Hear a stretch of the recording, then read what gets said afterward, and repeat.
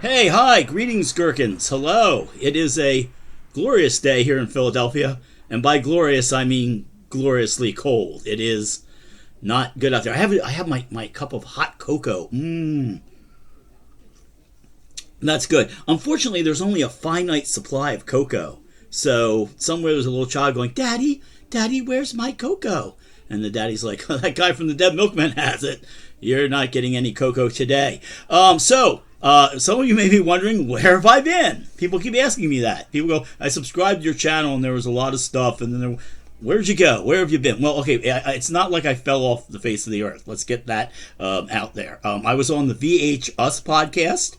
And that was a lot of fun. We talked about cult movies. There were 4 of us laughing our asses off. It goes on for about 2 hours, but pretty much everything you need to know about movies takes place in that 2 hours. So that was fun. I went on Zzone 9000, and I talked about the Janice Dickinsin Christmas special. And I know there are some videos and interviews out there of me talking about it, but this is a full deep dive into it with 2 people who had never seen it and had no desire to see it. And there was some of it I kind of left on my mental cutting room floor because I wanted to tell them about Janice Dickinson's breast augmentation or having the re-implants. I saw that on the show.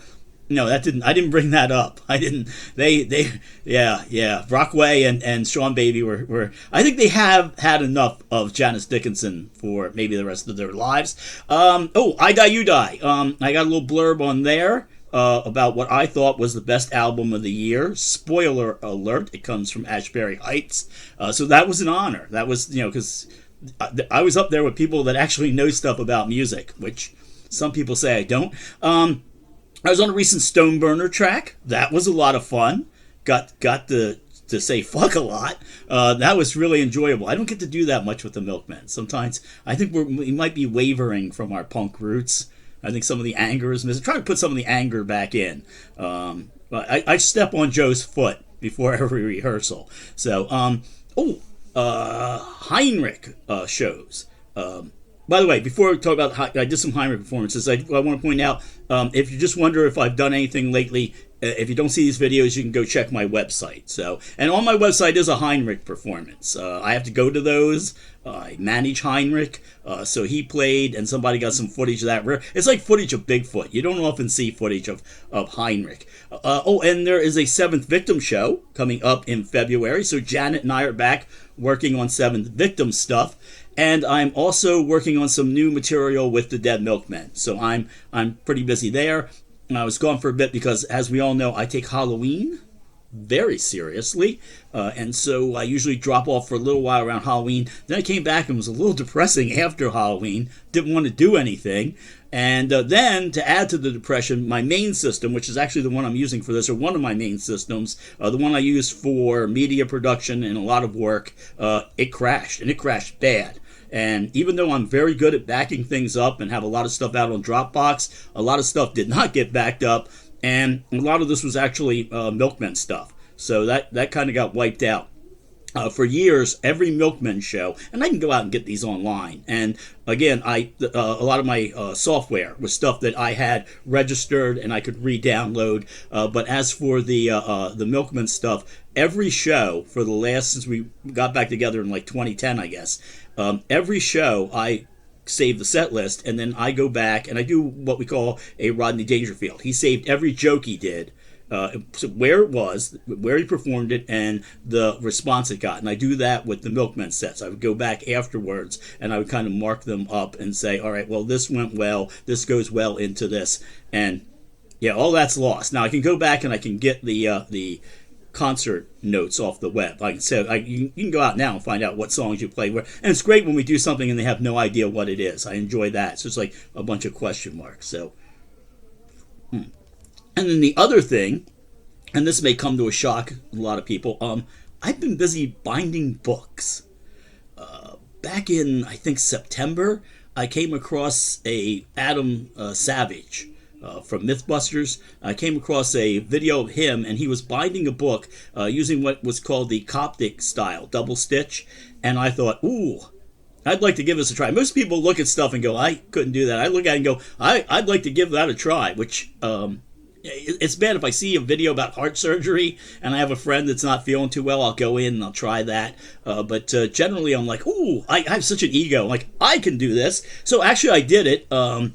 This is the first book I ever bound, and that's actually my brain. If you've ever wondered what my brain looks like, back over the summertime, I had to get CAT scans and x-rays. It turned out to be nothing. There's more in my brain. It turned out to be nothing. But I was so happy it turned out to be nothing that I actually put it as the cover of my first book that I bound. This is Coptic double stitch, what it looks like. Again, first attempt I ever did. So this is a little wonky in some spots. There's Aleister Crowley, and you can see I was still experimenting with stitching and putting the covers together. But they're Coptic stitching, I think, in the 3rd century. CE is when they first started doing it. So you've got a lot of text on how to do it. If you want to learn how to do it, there are books, videos. I recommend this as a hobby. And this one was just originally to hold notes. I had to write because what I did was I decided to do this as cheaply as possible in case I wasn't good at it or I didn't like it.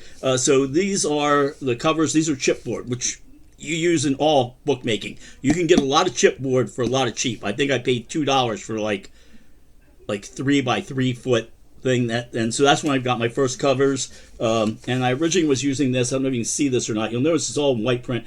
Just making notes of the settings for some of my synths. And then we played a show in Chicago, Riot Fest. And I think you might have seen the video on that in the Milkman channel. A great thing about Riot Fest was Pixel Grip. I got to see Pixel Grip live. There's not much else really good to Riot Fest. But anyway, here we go. And I got a bunch of people who were there. We were signing stuff. So I had everybody sign the book. And I had everybody sign it while I was waiting for the results of the brain scan. So it turned out that I think it was a good thing that everybody signed the book. So this is the first one I ever did. And this really encouraged me to make more of them. If I can find the link, I will put up the link to Adam Savage. He was recreating the Dr. Jones notebook. No interest in that, but I was like, wow, that looks really, really kind of interesting. So I moved on from that. And what I did was, by the way, you're going to see the skull here. This is a repeating motif in the books that I make. So there's usually a skull somewhere, particularly if it's a book for me. If it's a book for somebody else, sometimes the skulls don't appear. I did bind 2 books for Vienna. One of these books was a long stitch notebook. I'd never done long stitch before. I've never done it since, but Vienna really liked it, and I was really happy. I did it for Vienna because Vienna's into a lot of witchcraft stuff, as are a lot of her friends, and they like to have books of shadows. And I was seeing these books of shadows, and it'd always be somebody would have it in like a loose leaf notebook and would paste stuff in. And I thought, no, the book itself should be magic. So I made Vienna a proper Book of Shadows, and she's moving on. She'll eventually get to that. That was like an anniversary present. Put it together, took it out to a Pagan Pride Festival, and had it blessed. And I filmed that whole thing, that whole process of making that. And we'll talk about videos about books in a minute. So I did 2 of those for Vienna. Then I have a friend who has a very arty daughter, a great artist. And he was telling us about her and her art. And I said, well, let me make her a book she can use as a sketchbook. So I made her a sketchbook, and she really seemed to enjoy that. I made each of the milkmen has a book that is leather bound. And they're leather bound because one of my neighbors threw out a bunch of leather. Just put it in a thing and put free. I'm like, ooh, I can make book covers out of those. So, so Dan, Dean, and Joe all have leather bound books. And then our manager, Dave, has the first of the series of What I Discovered. And this is what I discovered. What I discovered was that I could take duct tape and use that to make covers. And it would actually look kind of cool. So that's what most of my books now, if you get one of mine, if you find one in your hands, they are covered with the duct tape. And then this was one I was just experimenting around with. You'll notice, I don't know, you can see the skull motif? The skull motif repeats itself. Woo! And then what's on the back of this one? Oh, back covers more skulls. But yeah, I was getting good at it. I got a little flap here Wee, wee. So yeah, that's where I've been now. You'll see the hardware, and that's kind of what my books look like now when I bind them for people. This is one because Seventh Victim's back together. Janet, if you're watching this, about to ruin your surprise, but this is one for Janet. It has this sort of psychedelic splatter pattern here, up here in the corner. There we go. Over here, you can see the key. I should probably hold it over my mouth. You can see the key there. And for Janet, this is some spooky eyes right there. And I think Janet has spider webs. Yeah, she does. Has spider webs, big purple spider webs. And this is bound in purple. And the last one I just made, and I've got to get on to some different types, using different type of duct tape, I think. This is one I just came up with recently. I like these sort of psychedelic sun splatter patterns, so those are good. And this one has, oh, this is interesting. The inside page, this is the railroad receipt for a body. People give me weird things. Weird things just find their way to me. And I'm like, oh yeah, they used to ship bodies on trains. So that is the receipt for a body. And then the back end of this is, that's some spooky hands. And I actually, the middle pages, I think I used skulls for the middle pages. This is one that's kind of one of mine. But oftentimes, in the middle of the books, I will use, hey, something's beeping over there. I will use some handmade paper that I managed to get my hands on. So that's kind of fun to have in the middle of the book. So that's what I've been doing. I've been binding books. I will make a video showing you how to bind books. You can do this. Trust me. If you're interested in it, you can do it, and you can do it very cheaply. For probably less than, you can probably get one of these, like you can do 2 books for $20 is what I say. You can make those. Just the cost of the paper, the chipboard, extremely cheap. Duct tape is like, the 3M is like $3 a roll or something. I don't even see it back there if I move. Yeah, you can see it sticking back there. It looks like there's a bone sticking out of it. There we go. But there's the duct tape. So that's what I've been busy with, doing that. So I found a new way to make books while I was off on my vacation. And I'll make a whole video. That'll probably be the next one that you see.